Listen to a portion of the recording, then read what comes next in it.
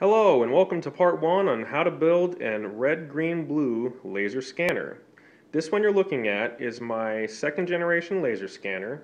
I built this more of a science project than anything because I wanted to demonstrate on how they were made. As you can see, the components are very spread out from each other, and that way you can just see how everything goes on there.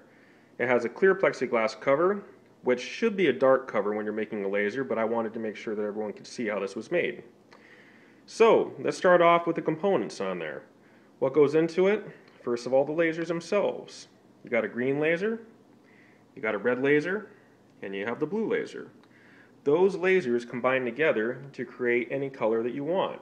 And if they're all at full power, you can basically put out some white light. So the green laser and the red laser there will combine with this dichroic mirror as you see right there. The green laser will pass through it, where the red laser will reflect off it. That'll create yellow light, and that yellow light will combine with the blue light here.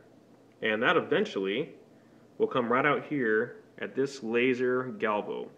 That is an X and a Y mirror. They move back and forth to create anything you can virtually think of, basically, if this thing is plugged into a computer.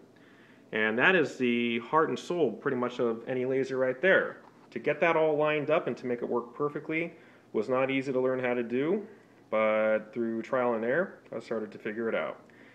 Now, moving over to here, you can see that these two circuit boards are the Galvo drivers. These are what actually power these mirrors right here, moving back and forth. And of course, those have a power supply too, which is all the way over here. That right there is a 15-volt power supply, which actually runs those Galvos.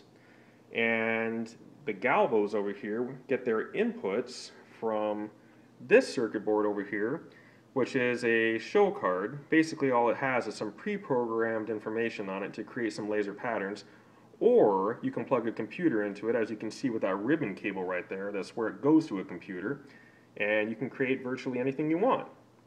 Other components over here, these are the laser drivers. As you can see, there's 3 of them for red, green, and blue, and there's their cooling fans because they get very hot.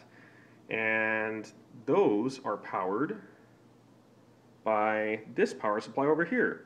This is a 12 volt, 12 amp power supply, and that's what does most of the work, I would say.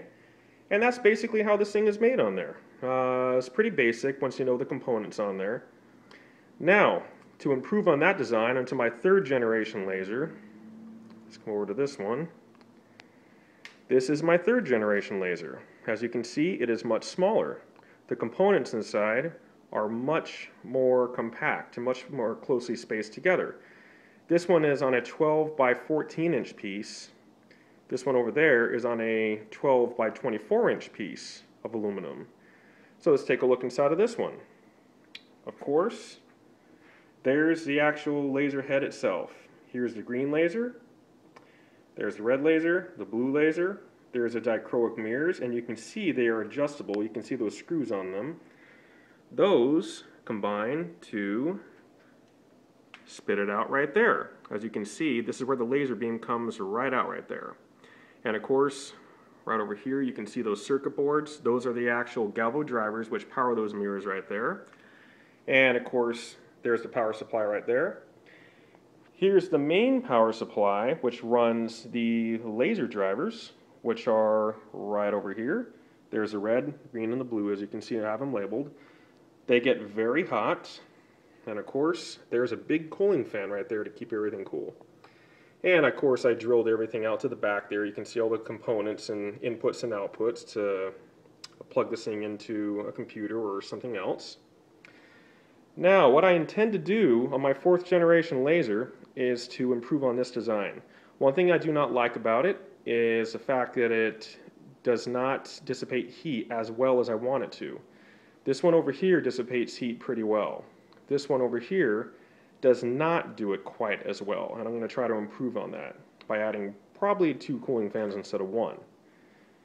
This over here is the very beginning of me building the 4th generation laser.